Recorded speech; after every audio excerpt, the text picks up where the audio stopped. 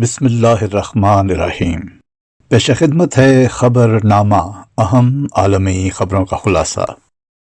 97واں جلسہ سالانہ جماعت احمدیہ برطانیہ مورخہ 28، 29 اور 30 جولائی سن 2023 کو حدیقۃ المہدی میں منعقد ہوا۔ امیر المومنین حضرت خلیفۃ المسیح الخامس ایدہ اللہ تعالی بنصرہ العزیز جلسہ کے تینوں روز جلسہ گاہ میں رونق افروز ہوئے اور خطاب فرمایا۔ آپ نے 23 جولائی کو جلسہ کے انتظامات کا معائنہ بھی فرمایا۔ امسال جلسہ میں 118 ممالک سے کل 41,654 افراد شریک ہوئے، جبکہ MTA کے ذریعہ سے 65 ممالک سے بذریعہ لائیو سٹریمنگ افراد شامل ہوئے۔ اردو جریدے روزنامہ الفضل انٹرنیشنل اور انگریزی جریدے ہفت روزہ الحکم نے اس موقع پر لائیو پیجز کے ذریعے لمحہ بلمحہ قارئین تک جلسہ کی رپورٹنگ کے فرائض سر انجام دیے۔ امریکی کانگریس میں اسلام کو عظیم مذہب تسلیم کیے جانے کے حوالے سے قرارداد پیش کی گئی۔ قرارداد ریاست ٹیکساس کے نمائندے ایل گرین کی طرف سے پیش کی گئی ہے۔ قرارداد کے تائید کنندگان میں کانگریس ممبران الہان عمر، راشدہ تلیب اور آنڈرے کارسن شامل ہیں۔ قرارداد کے متن میں کہا گیا ہے کہ لفظ اسلام کا مطلب خدا کی مرضی کے سامنے سر تسلیم خم کرنا اور امن ہے۔ قرارداد میں واضح کیا گیا ہے کہ قرآن مسلمانوں اور غیر مسلموں کے درمیان رواداری کی بات کرتا ہے۔ قرارداد کے متن کے مطابق امریکہ میں مسلمانوں کی تعداد 35 لاکھ بتائی گئی ہے۔ لیبیا میں انسانی اسمگلروں کے گوداموں پر چھاپوں میں یورپ جانے کی کوشش کرنے والے 385 پاکستانیوں کو بازیاب کروا لیا گیا۔ مشرقی لیبیا میں انسانی اسمگلرز کے ٹھکانوں پر چھاپے مارے گئے، جہاں پاکستانیوں کو چھپایا گیا تھا۔ بازیاب افراد میں بچے بھی شامل ہیں۔ تمام افراد کو پولیس ہیڈ کوارٹر منتقل کر دیا گیا۔ پاکستانی شہری غیر قانونی طور پر یورپ جانے کے ارادے سے لیبیا پہنچے تھے، جہاں انہیں اسمگلروں نے اپنی حراست میں لے کر رہائی کے بدلے تاوان مانگا تھا۔ امریکہ نے چین کے نئے وزیر خارجہ وانگ ای کو واشنگٹن مدعو کر دیا۔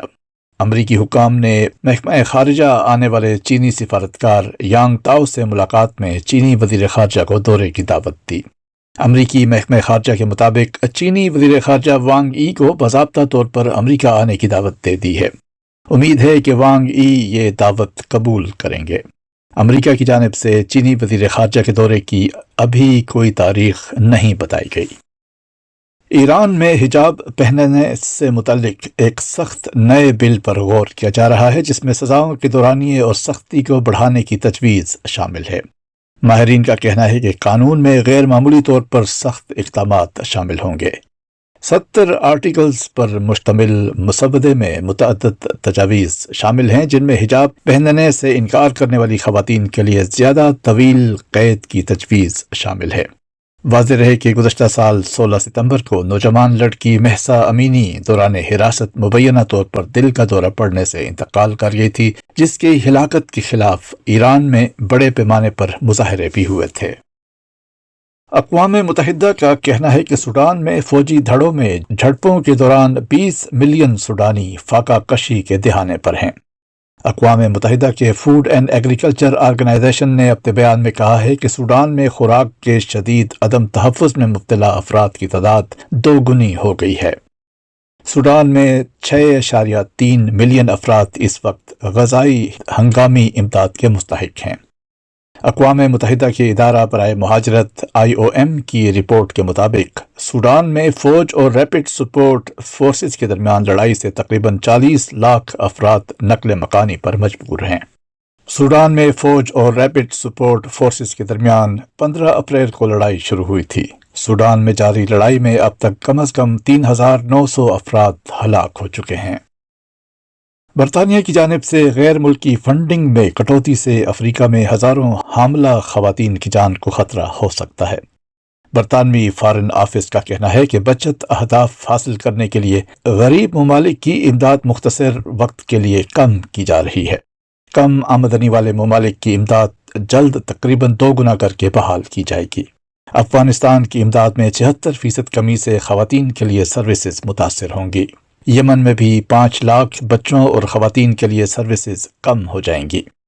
مجموعی طور پر بیرونی امداد میں 900 ملین پاؤنڈ کی کمی کی جا رہی ہے۔ बीजिंग के महकमा मौसमियात का कहना है कि हालिया दिनों में होने वाली बारिशें 140 साल तारीख की सबसे ज्यादा बारिशें हैं। सबसे ज्यादा बारिश 744.8 मिलीमीटर रिकॉर्ड की गई जो चिंगपिन में हुई। दोकसूरी नामी शदीद तूफान पिछले हफ्ते सुबह फुजियान के बाद चीन के शिमाली इलाकों में आया, जिसमें बीजिंग और मुल्हिका इलाकों में तूफानी बारिशें हुईं। बीजिंग मेट्रोलॉजिकल सर्विस ने कहा है कि पूरे जुलाई के महीने की औसत बारिश बीजिंग में 40 घंटों के दौरान हो गई। बारिशों से 11 अफराद हलाक हो चुके हैं जबकि 13 लापता हैं। स्विट्जरलैंड के बुलंदबाला पहाड़ों में मुहिमजोई के लिए जाने वाले कोहपेमा की लाश 37 साल बाद ग्लेशियर पिघलने के बायस मिल गई। हाइकिंग के लिए गए कुछ कोहपेमाओं ने 12 जुलाई को थियोडोल ग्लेशियर पर कुछ गैर मामूली चीज से मुतालिक पुलिस को आगाह किया। पुलिस का कहना है कि इस मकाम से एक लाश बरामद हुई, जिसकी डीएनए रिपोर्ट के बाद ये तस्दीक हुई कि ये जर्मन कोहपेमा थे जो पहाड़ी पर सन 1986 में लापता हो गए थे। ये था अहम आलमी खबरों का खुलासा। मतबूआ रोजनामा अल-फज़्ल इंटरनेशनल, हफ्ता 5 अगस्त सन 2023, सफ़ा 8।